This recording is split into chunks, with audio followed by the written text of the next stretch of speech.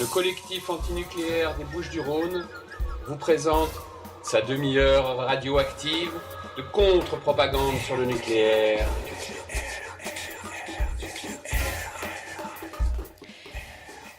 Vous êtes bien sur Radio Galère, dans la demi-heure radioactive, émission animée par le collectif antinucléaire des Bouches-du-Rhône les 2e et 4e mardis du mois, en direct à 14h15. Nous considérons que nous sommes tous et toutes les cobayes de l'industrie nucléaire et que nous sommes tous et toutes les victimes potentielles d'une prochaine catastrophe. C'est pourquoi nous pensons que nous n'avons pas d'autre choix que de s'informer et d'agir. C'est ce que nous nous efforçons de faire ici. Alors aujourd'hui, on va parler d'écologie et d'écologie politique. Alors je voudrais commencer par donner 2 définitions pour se mettre bien d'accord, pour savoir de quoi on parle. Première définition, l'écologie. L'écologie est la science qui étudie les milieux et les conditions d'existence des êtres vivants et les rapports qui s'établissent entre eux et leur environnement, ou plus généralement avec la nature. Deuxième définition, l'écologie politique. C'est le rapport entre les individus, leur vie en société et l'environnement que façonne cette société et qui est la condition d'existence de ces individus. Intéressant, la condition d'existence de ces individus. Alors, ceci posé, je voudrais aujourd'hui qu'on s'interroge sur le glissement de sens qui s'opère depuis quelques décennies et qui transforme des luttes essentielles en des points anecdotiques dans des programmes politiques. Comment peut-on expliquer, par exemple, que la lutte antinucléaire, qui dans les années 70 était au cœur des luttes écologistes, qui était une urgence absolue, comment cette lutte a pu devenir un simple tremplin pour la promotion des énergies dites renouvelables ? André Gors, par exemple, dans son introduction à son livre Ecologica en 2008, définissait le nucléaire comme une technologie verrou et une méga-technologie. Il disait c'est la pire des technologies verrou. Les pires des technologies verrou sont évidemment les méga-technologies, monuments à la domination de la nature, qui dépossèdent les hommes de leur milieu de vie et les soumettent eux-mêmes à leur domination. Alors que s'est-il passé pour que le discours antinucléaire se résume aujourd'hui à la promotion du scénario Négawatt qui prône l'arrêt du nucléaire en 2050 et à la promotion d'un fournisseur d'électricité dite renouvelable, Enercop ? Comment expliquer encore que le discours dominant sur l'écologie soit devenu transitionniste, transitionneur, je ne sais pas très bien comment dire, participatif, citoyenniste, toutes sortes de notions consciensuelles, floues et molles, et que ce discours soit si perverti qu'il faille lui adjoindre l'adjectif radical pour qu'il reprenne un peu de sa signification d'origine. Enfin, comment expliquer que des gens qui se réclament de l'écologie puissent soutenir des projets de puçage, c'est-à-dire de flicage généralisé, de villes intelligentes, d'objets connectés, de compteurs Linky, de révolution numérique, d'éco-développement, j'en passe, et des meilleurs. En fait, je suis un peu énervée. J'ai trouvé des réponses dans un ouvrage qui s'appelle L'Enfer vert, un projet pavé de bonnes intentions suivi d'un texte qui s'appelle La critique de la planification écologique. Donc avec nous en ligne depuis la métropole lilloise, je crois, nous avons Thomas qui a écrit ce livre et avec qui on va discuter de tout ça. Merci d'être sur Radio Galère. Donc, si tu veux bien, on va commencer par quelques moments charnières, quelques moments pivots que tu identifies dans ton livre sur la sorte de mise en ordre de l'écologie, du brouillage du message initial. Et les années 70, c'est vraiment une époque intéressante. Si tu veux bien nous en parler un petit peu de ce moment-là, de l'histoire de France et du monde. Et, en fait, a priori, il y a un événement qui semble fondateur, c'est les 2 études publiées par le Club de Rome, Et donc, ce sont des industriels et des hauts fonctionnaires, des industriels de la Fiat et de Volkswagen notamment, qui commencent à avoir peur qui semblent comprendre que le pétrole, le prix du pétrole va exploser, quoi. Donc, ce qui va arriver effectivement 2-3 ans plus tard, et donc que va arriver sur le marché d'importants des nouveaux États, notamment les pays producteurs de pétrole, et qui risque en fait de bouleverser un peu la géopolitique mondiale, quoi. Et donc ils vont commander à des cybernéticiens et des informaticiens du Massachusetts Institute of Technology, le MIT, de produire une étude sur éventuellement les limites à donner à la croissance. Et donc ces cybernéticiens, en fait, 2 ans avant même que la NASA lance ses premiers satellites de monitoring, vont utiliser la puissance de calcul des ordinateurs, des nouveaux ordinateurs, pour transformer la planète en systèmes, en différentes régions. Et ils vont évaluer quels sont les besoins de, je sais pas, l'Asie du Sud-Est, en eau, en protéines, en espace, etc.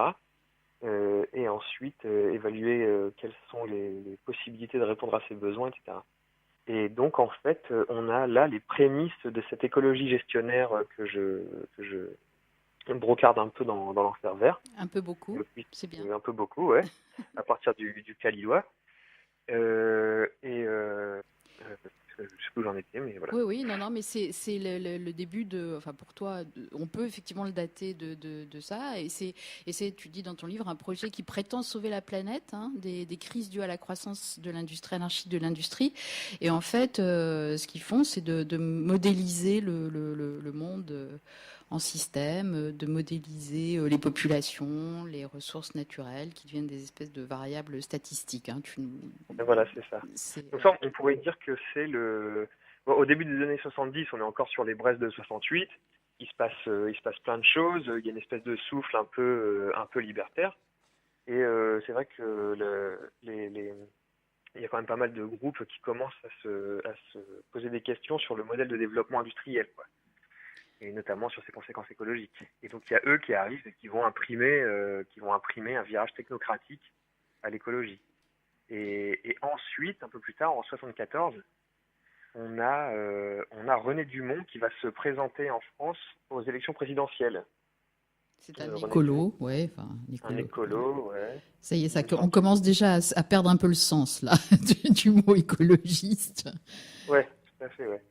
Et donc lui, voilà, c'est donc il va signer lui l'intégration à la politique politicienne, on va dire, de l'écologie, quoi, pour donner ce qu'on connaît aujourd'hui, c'est-à-dire un mouvement je sais pas, de gens qui courent après forcément leur strapontin et d'autres associations qui regardent uniquement les problèmes écologiques sous un œil scientifique et technique, quoi. Voilà. C'est ce que tu appelles dans ton livre là. Là, il y a toute cette évolution. Il y a la création du Parti des Verts en 1980, enfin dans ces années-là, je crois. Ouais. Et puis, de plus en plus, il y a une espèce de professionnalisation des Verts. Tu appelles ça la professionnalisation des Verts. Et en particulier, tu connais bien le cas puisque c'est chez toi. Ce qui se passe en métropole lilloise, peut-être tu peux nous en parler. Comment ils sont arrivés au pouvoir? Donc, je pense un peu comme partout, c'est-à-dire qu'ils étaient probablement aux Amis de la Terre, je pense, dans les années 70.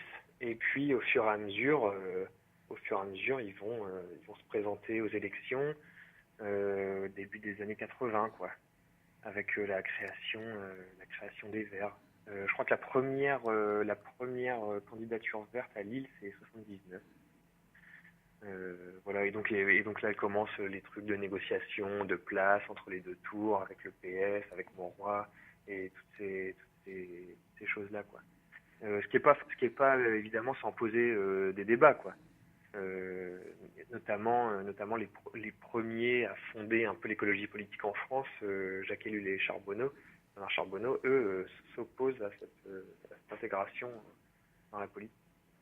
Et du coup, forcément, il y a une espèce de discours, de bonne gestion qui va se développer. C'est-à-dire que les mouvements écologistes n'est plus un contre-pouvoir, mais va assurer qu'il est capable de gérer les affaires telles que le font le PS ou la droite à l'époque, quoi. Et dans le bouquin, je prends un extrait d'un article de Vert Contact. Vert Contact, c'est le mensuel national des Verts en 86. Il dit « Le mouvement écolo continue de refuser le choix de l'efficacité, mais l'électorat veut des gagnants. Nous sommes donc contraints de faire apparaître une nouvelle culture et pratique politique. Il ne faut plus avoir peur de la perversion institutionnelle des sphères politico-administratives. » Ça, c'est 86.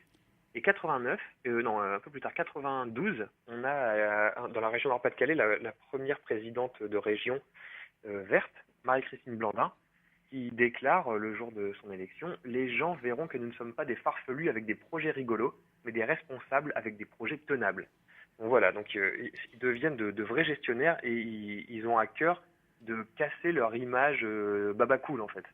Ça, c'est l'image, c'est l'image qui perdure, ça, hein, que les écolos seraient des farfelus, rigolos, gentils, irraisonnés, irrationnels, comme si Ellul, Charbonneau, Gorse, Mumford étaient des... Hein. Ouais, c'est ça, ouais. Et ça fait 30 ans que les Verts veulent absolument se séparer de ça, alors qu'on a très bien compris qu'ils n'étaient pas ça. Enfin. Mais ils sont toujours, encore aujourd'hui, en train de vouloir absolument montrer des projets sérieux, des projets de sortie du nucléaire, chiffres à l'appui, etc. Quoi. Donc voilà, il y a une culture gestionnaire qui se met en place. Et puis je dirais une époque aussi, une époque qui est pétrie un peu de positivisme, au sens des supermarchés Carrefour, quoi, Carrefour Jeux Positive. Ouais, vas-y, c'est quoi ça, Carrefour? L'écologie jeu positive. Enfin, je crois que voilà, c'est ça, quoi. Je crois que je vois il où faut tu plus veux en venir. s'opposer, quoi. C'est moche de s'opposer. Il faut toujours être force de proposition, quoi. Ils veulent absolument. On parlait du nucléaire. Ils sont plus contre le nucléaire, quasiment. Ils sont pour les énergies renouvelables.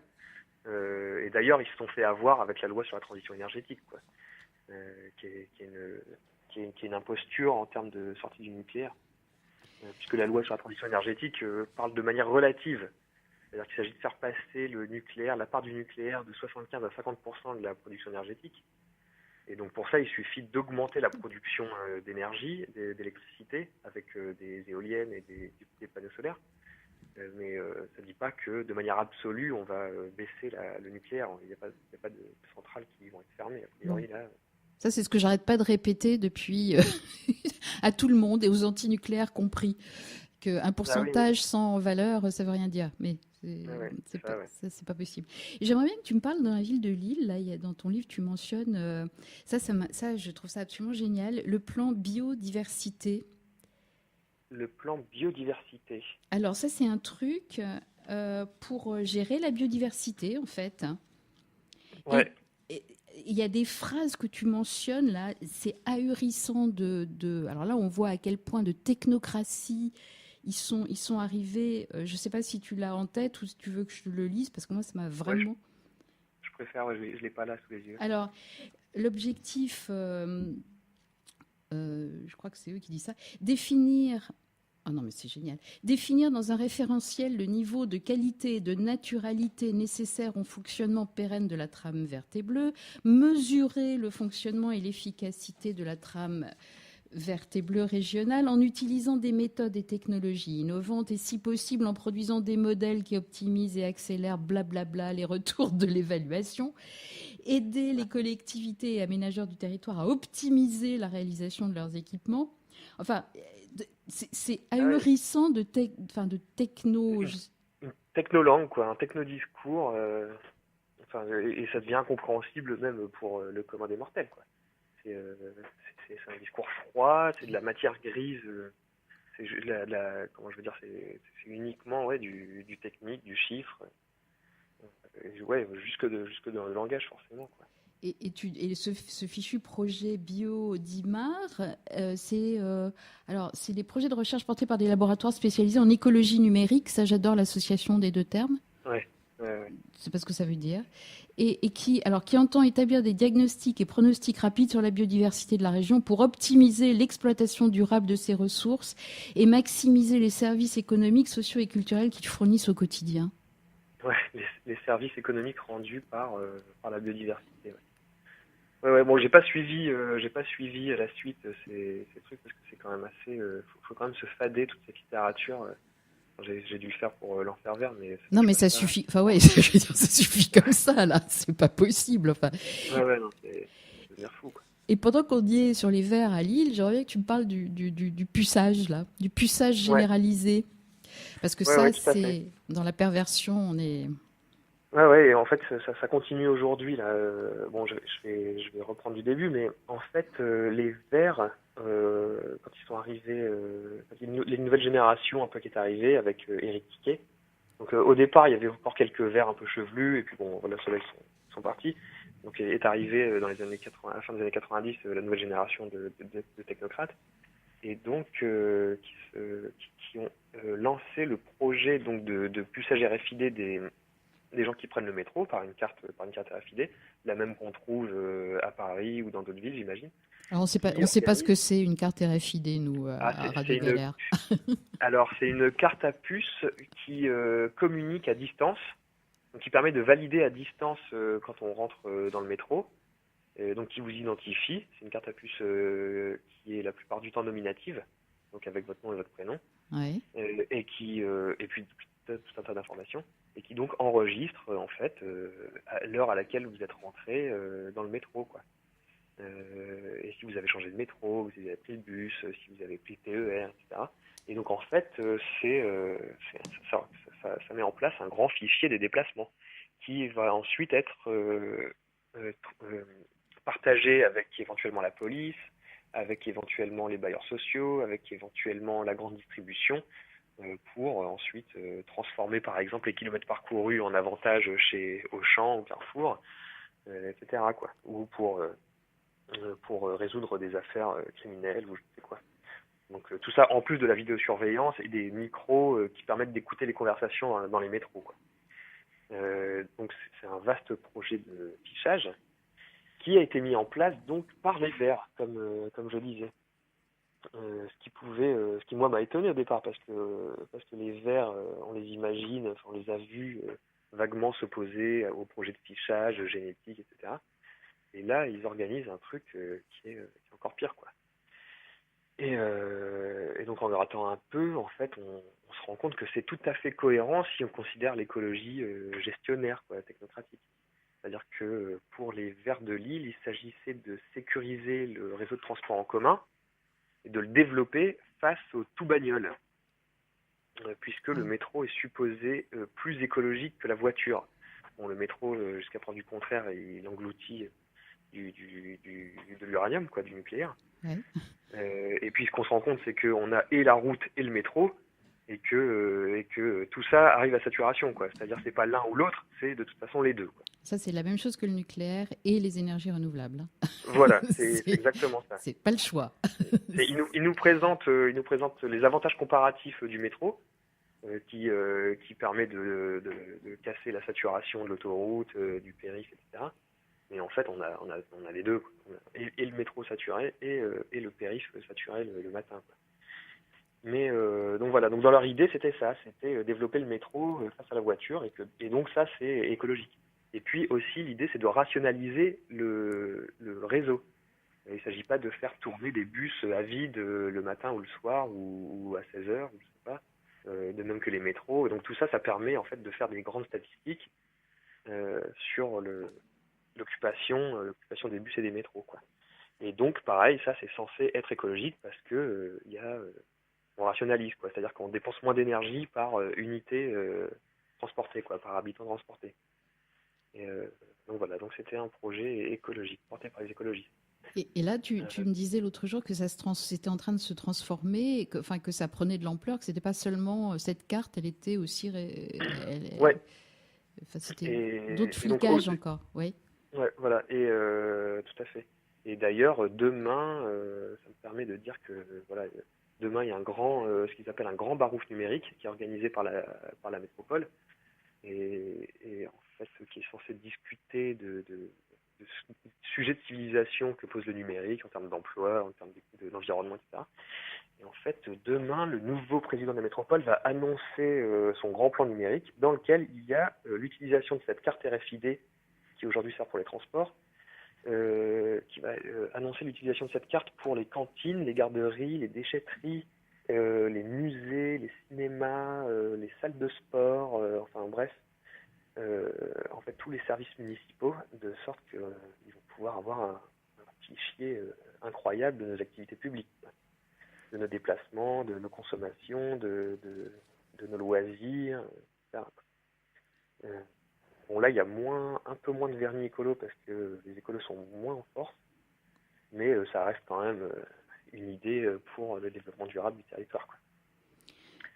Donc voilà, les Verts ont introduit un projet particulièrement totalitaire avec des prétextes écologiques. Ouais, l'optimisation, hein, l'optimisation des flux, l'optimisation des ressources, l'optimisation des gens. Ouais, c'est ça.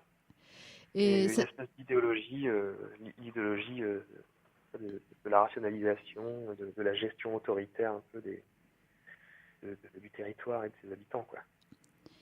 et ça m'amène, ça, puisque là on est arrivé, on a fait notre petit tour historique, ça m'amène à des tendances lourdes là, qui imprègnent toutes ces mouvances écolo.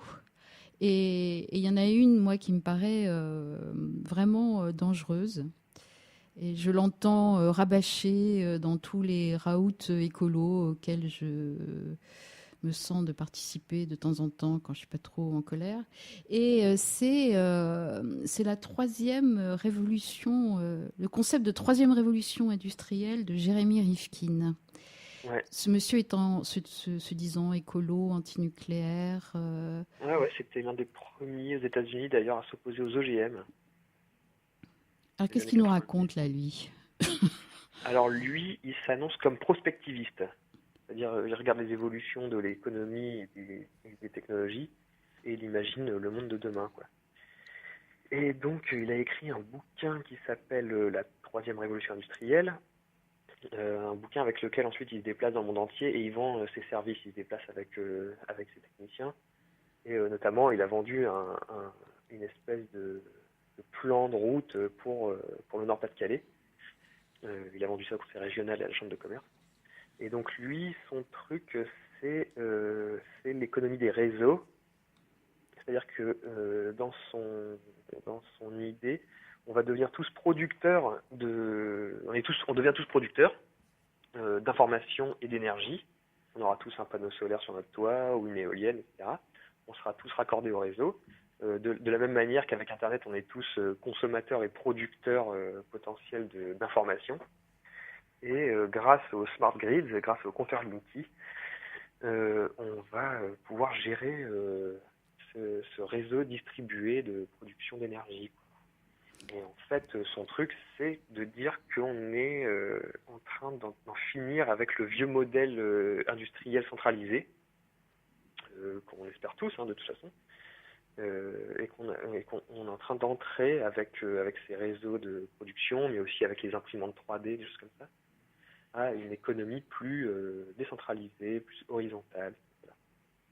Ça, c'est un peu son idée, quoi. On est en train d'arriver dans une ère post-capitaliste, post-industrielle, technologique, et c'est donc ça la troisième révolution industrielle de Jérémy Rifkin. Et c'est vrai qu'il a quand même pas tout à fait tort si on regarde l'évolution techno-industrielle de nos territoires. Mais on a aussi raison de s'y opposer, quoi. Nous, c'est ce qu'on fait ici localement. Et alors, alors tu parlais des smart grids, tous nos auditeurs savent peut-être pas ce que c'est qu'un smart grid.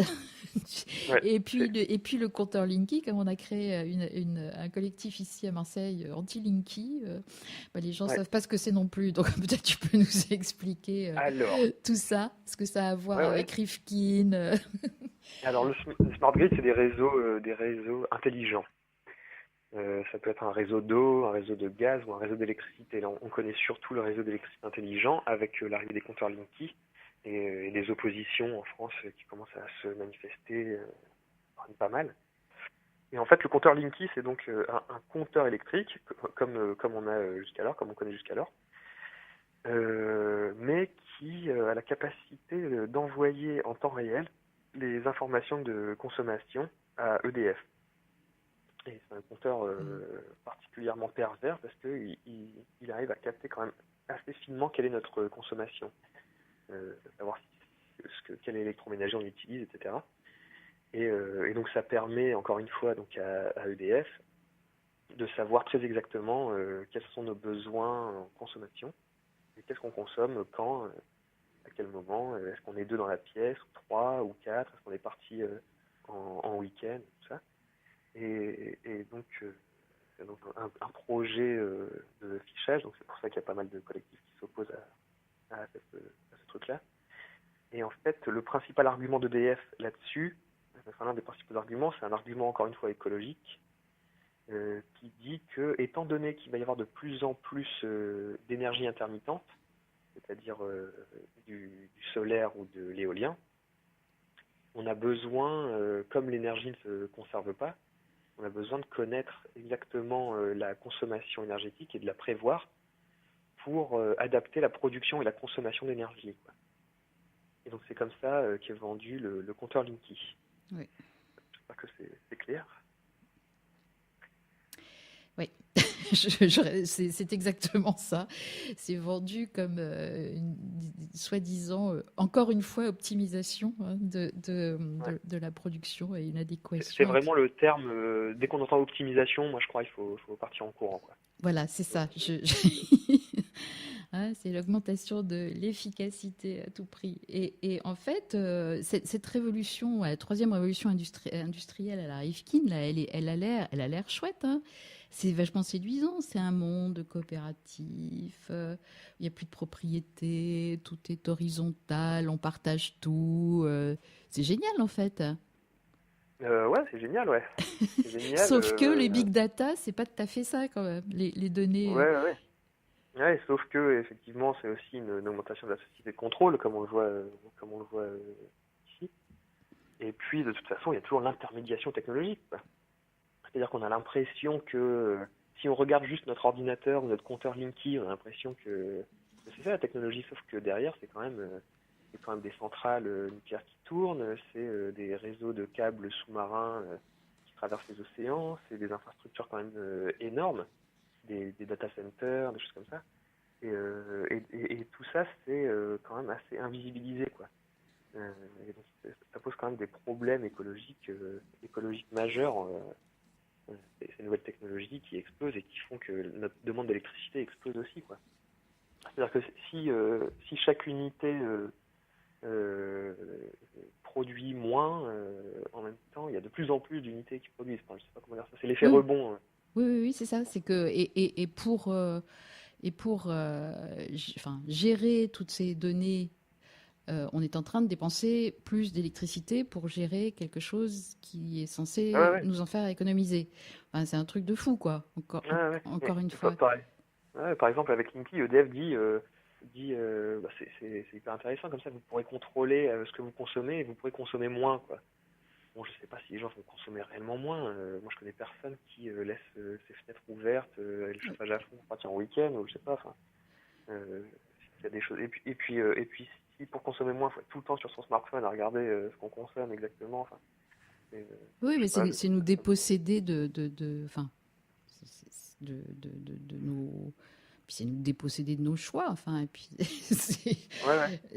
donc ça, c'est. Ouais, vas-y, oui, pardon. Avec la possibilité aussi à EDF de couper à distance les compteurs, quoi, ou de réduire la consommation de manière autoritaire.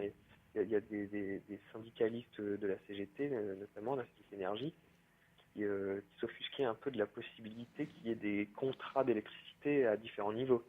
C'est-à-dire des petits contrats où on est limité par exemple entre 18h et 21h dans notre consommation électrique, quoi. On pourra pas utiliser tous nos appareils, et ceux qui auront les moyens pourront par contre consommer à fond, quoi. Donc il y a des choses comme ça, quoi, des possibilités un peu comme ça, autoritaires pour EDF contrôler notre consommation. Ouais, et tout ça sous couvert d'implication du citoyen à l'effort global pour la réduction des émissions de gaz à effet de serre, parce que c'est en fait tout ça, c'est lié. Et alors ça m'amène à parler de tout, parce que ça aussi, donc on a parlé de Rifkin là, et tout le monde pense que vraiment c'est un dieu ce gars, quoi. C'est un gourou, Un gourou, oui, voilà. Et la manière dont il a été mis en scène ici, ça faisait vraiment gourou, quoi. Je suis allé le voir une ou deux fois en conférence. Il y avait 500 personnes dans la salle et il arrivait comme un Steve Jobs et tout. On l'écoutait. Enfin, moi, ça m'a fait un peu peur, quoi. Oui, il y a de quoi. Parler de gourou, c'est pas. Non, surtout la façon dont il présente les choses, c'est séduisant et c'est retourné après pour en fait nous soumettre encore plus, quoi. Enfin, c'est la centralisation des choses encore plus. Les réseaux sont centralisés. On peut pas. Et alors, après, il y a alors du coup l'implication du citoyen.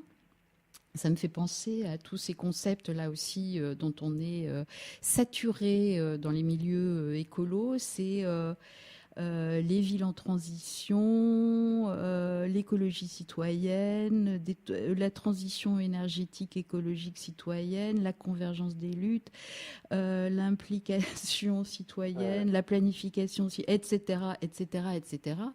Alors tout ça, qu'est-ce que ça t'inspire, toi? Je veux bien qu'on parle des villes en transition, si tu as deux trucs à dire là-dessus. Donc on a eu, je ne sais plus comment il s'appelle cet Anglais qui est à l'origine des villes en transition. Rob Hopkins, j'ai son bouquin sous le nez, Voilà, c'est ça. Alors en fait, lui, il est arrivé dans notre région peut-être un an avant Rifkin. Il est arrivé ici avec les Verts avant qu'ils aillent tous sur Rifkin, quoi. Bon, je m'étais un petit peu intéressé à lui, du coup c'était il y a quelques années. Et en fait, le terme a un peu disparu ici dans le Nord-Pas-de-Calais, le terme de ville en transition. Mais moi, ce que j'avais compris, c'est qu'il y avait plus ou moins deux mouvements. Il y a celui du bas qui était plus ou moins des mouvements de citoyens, des gens qui étaient intéressés par la permaculture, des choses comme ça, par des alternatives, on va dire. Ouais. Et puis, le concept a été récupéré par des collectivités locales, notamment par un petit conseil régional, pour imposer la transition, quoi.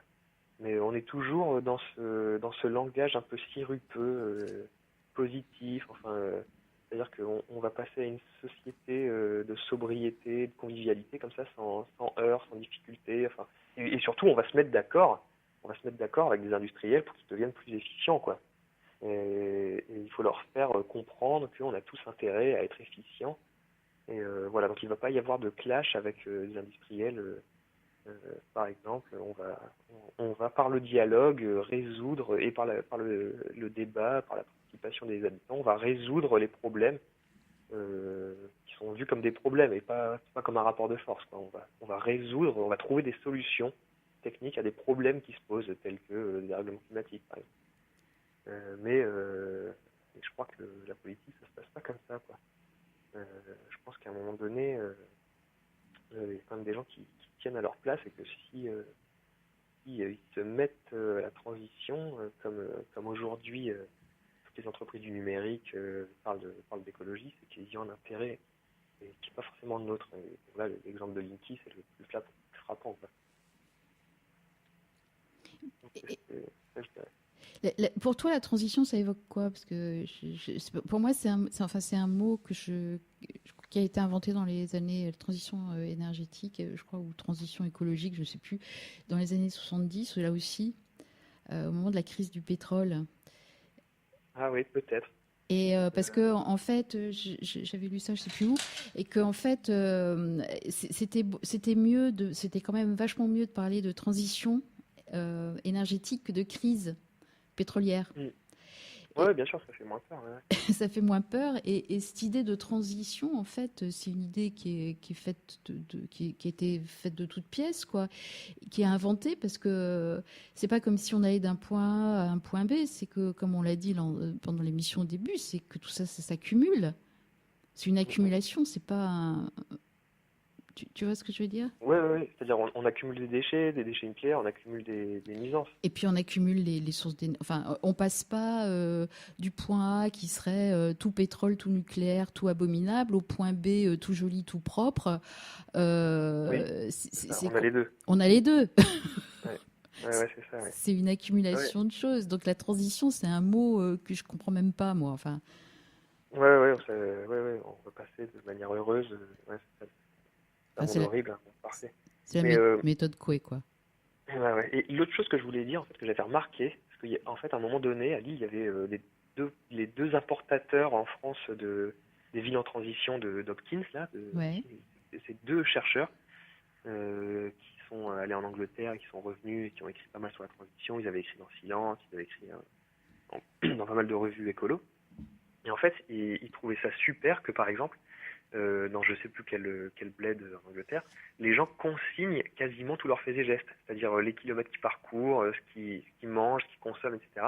Et en fait, ils s'étaient distribués quasiment des cartes de rationnement.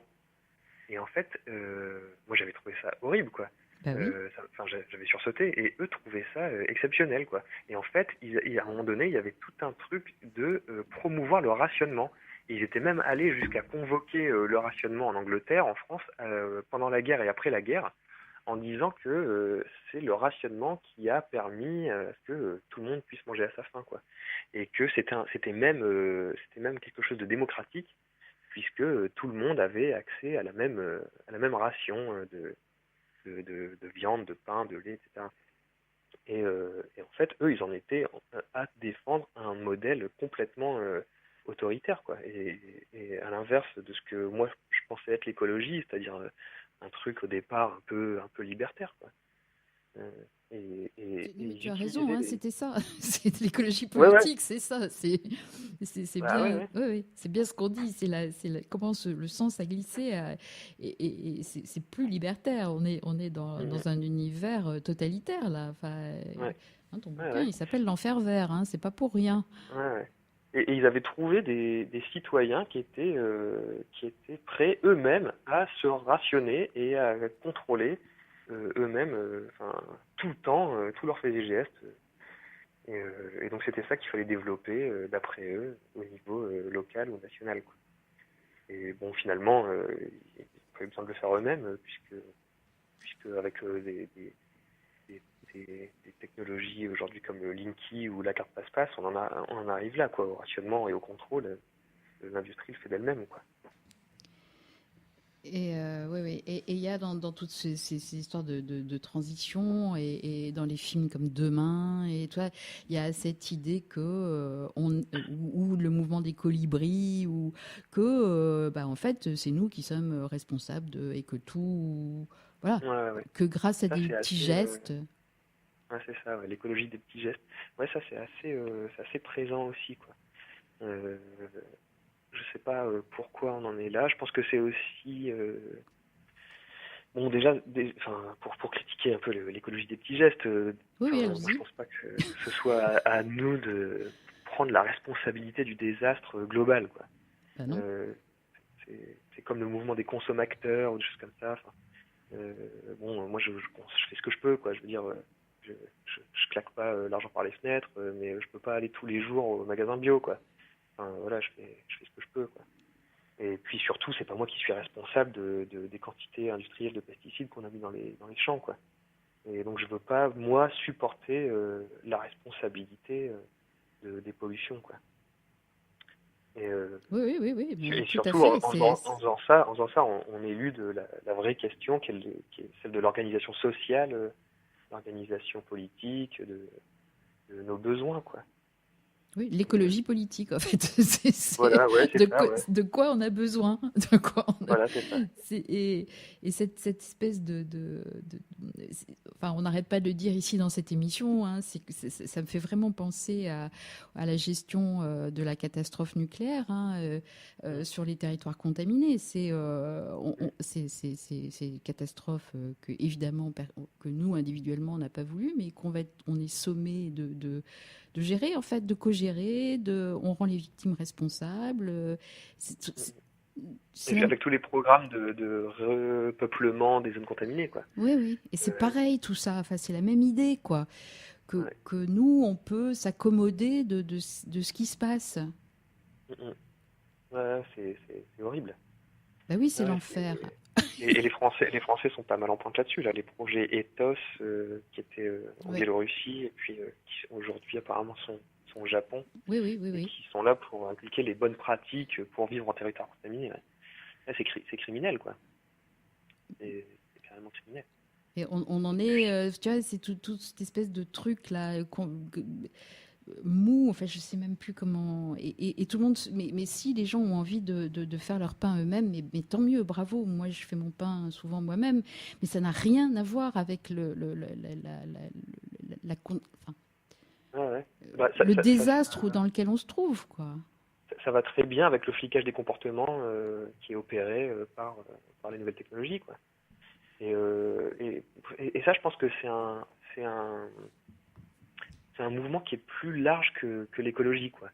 Avec, à mon avis, l'effondrement des grandes utopies du XXe siècle, etc., des grands méta-récits. La politique, c'est vachement centré sur l'individu, sur ses petits gestes, sur sa déconstruction. On n'arrête pas de parler de Ah oui. déconstruction, du genre, de la race, de je sais pas quoi. Et tout ça, ça participe du même mouvement de dépolitisation et de responsabilisation de tout un chacun, quoi. Bon, moi, je dis pas que personne n'a de responsabilité individuelle, mais il y a aussi une organisation collective, politique, qui fait qu'il y a des inégalités de salaire, quoi. Enfin, moi, c'est pas parce qu'une caissière va avoir un genre troublé qu'elle va pouvoir négocier à la hausse son salaire. Enfin, ça m'étonnerait, quoi. Enfin, Oui. et ce mouvement qu'on retrouve dans l'écologie, et qu'on retrouve particulièrement dans l'écologie, on les retrouve de plus en plus sur d'autres terrains de lutte, quoi. Ouais. Bah, c'est la notion de le concept de nature, c'est de toute façon c'est fini là, je sais plus, il y a quelque chose qui s'est passé. Et j'aimerais bien qu'on termine parce que là on va quand même on va rentrer dans les élections là, Ouais, hein, ce qui nous occupe beaucoup tous là. Enfin, moi ouais, pas, ouais, mais bien bon. sûr. Euh, alors là l'écologie c'est génial quoi. Là alors là Mhm. alors là allez Ah, Allez Mélenchon tiens. bah, Mélenchon, ouais, forcément, enfin, tout le monde a plus ou moins saupoudré d'écologie son discours, quoi. Et bon, c'est ce que je dis à la fin de l'enfer vert, quoi. C'est-à-dire que là, j'ai parlé des Verts, mais en fait, on peut parler quasiment maintenant de tout le monde, quoi. C'est complètement intégré à tous les partis politiques. Et c'est vrai que Mélenchon, il a opéré un virage en 2012, je crois, lors des dernières élections Ouais. présidentielles, où il s'est mis à parler d'écosocialisme. Et surtout, il a parlé, maintenant il en parle moins, mais il parlait de planification écologique. Non non non non non non, il en parle toujours. Il en parle toujours? Oh oui oui oui oui D'accord. oui oui Ouais, ça oui m'aurait oui. étonné. C'est-à-dire un alliage du rouge, quoi, de d'étatisme, de gestion planifiée, d'économie planifiée, mais vers un but écologique, quoi. Euh, C'est-à-dire que les Verts vont peut-être être plus techno, c'est-à-dire économie distribuée, etc. Alors que les gens derrière Mélenchon ont à cœur de réhabiliter l'État dans la gestion de nos affaires courantes, quoi, dans la gestion de la production. Et c'est vrai que planification écologique, planification démocratique, ça m'a fait bondir, quoi. Pour moi, c'est des oxymores. Bah oui. Soit on planifie, soit c'est des gens qui s'occupent de leurs affaires, quoi. Moi, je suis partisan de la deuxième option, Mais il mais y a la planification citoyenne aussi comme concept. planification citoyenne, enfin, ouais, tout ça. Voilà. Non, non, il l'a dit là, le 5 février dernier, il a dit, quand tu sais, il est intervenu en hologramme là, Ouais, à Lyon, ou je sais ouais, pas ouais, où. Nous voulons la planification écologique. Si on ne d'accord. planifie pas, on ne pourra pas organiser la transition. Voilà, Ouais. c'est clair. Ben, ouais. Ah, en plus, je trouve ça étonnant parce que c'est comme s'il n'y avait pas de planification, il n'y avait plus de planification. Certes, il n'y a plus de commissariat d'État à la planification, Oui, parce que ça, c'est mais une tendance lourde dans la politique française, la planification. Hein. C'est pas. bah ouais, ouais, ça a un autre nom, je sais pas, la prospective ou la stratégie ou je sais pas quoi, mais il y a toujours des milliers de bureaux d'études en France, dans les ministères, de gens qui font de la prospective, quoi. C'est le but de l'INSEE, des services statistiques, etc., qui sont de planifier, quoi. On n'est pas sorti de la planification. Oui, donc c'est pas une nouveauté. Non, on n'a plus de plans quinquennaux, on n'a plus de planification à la monnaie ou des choses comme ça, mais on n'en est pas sorti. Enfin. C'est le principe de la politique, de prévoir et de lancer des plans. Si on regarde le plan pour l'industrie du futur, là, lancé par Montebourg, puis ensuite réutilisé par Macron, etc., c'est ça, c'est à un moment donné l'État qui va lancer, qui va mettre de l'argent dans certains secteurs économiques, dans certains secteurs de la recherche et développement, pour lancer des filières industrielles. C'est de la planification, quoi. Et ce que fait le ministère de l'Environnement, ce que font l'ADEME, par exemple, c'est de la planification écologique. Oui. Ni moins, quoi. Enfin, c'est de la planification écologique. Ouais, ça reste à non. voir. Écologique, non, mais c'est de la planification. Oui, ça c'est sûr. Ah ouais. Et alors, quant à la plateforme Amont-Jadot, bah là, là c'est pareil. Hein. C'est la nouveauté, c'est qu'il y aura un vice-premier ministre au développement durable. On voit qui. Ouais. C'est bien. Mais c'est pareil, ouais. C'est la transition. Mais c'est la planification, la transition, mais au niveau européen pour Jadot. Hein. C'est pas. Oui. C'est pas la France. Mais toujours avec cette volonté de ménager l'emploi et l'environnement, quoi. C'est-à-dire qu'on aura le beurre et l'argent du beurre. Et ça, c'est officiel à gauche, quoi. C'est une alliance sociale et d'écologie qui, moi, va me sembler un peu compliquée, quoi. Il y a quand même pas mal de secteurs où ça va être l'un ou l'autre, quoi. Il y a eu une embrouille en 2012 qui est reparue aujourd'hui avec François Ruffin, avec Fakir, au sujet d'entreprises comme par exemple Ecopla qui étaient en passe de fermeture, puis ensuite il y a un projet de coopérative. Enfin, nous, on a dit fabriquer de l'aluminium en coopérative, ça ne nous intéresse pas, quoi. Enfin, à mon avis, je sais pas, ça va être difficile d'avoir les deux, quoi. Soit on sauve Ecopla et on bouffe des produits surgelés dans de l'aluminium, soit on revoit nos besoins alimentaires et autres. Ouais, ça me semble compliqué. Ça tourne autour des besoins encore, hein. Et de la production qu'on nous impose. Comme disait déjà Ellul ou Charbonneau, de toute façon, il va falloir remettre en question notre confort, quoi.